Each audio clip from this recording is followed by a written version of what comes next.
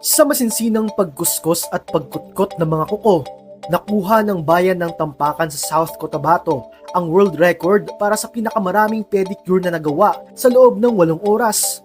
The most pedicures given in 8 hours is 1,223 and was achieved by Municipality of Tampakan, Philippines and South Cotabato, Philippines on the 15th of June 2024.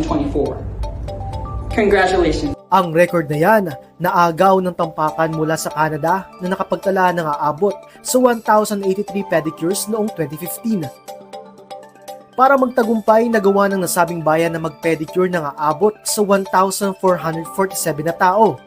Ngunit base sa assessment ng Guinness World Records, 1,223 ang opisyal na bilang na matagumpay na naisagawa ng bayan. Na-achieve ito sa tulong ng aabot sa 160 nail technician na lumahok sa event. Para sa iba pang contents tulad nito, mag-subscribe at i-follow ang social media pages ng News 5.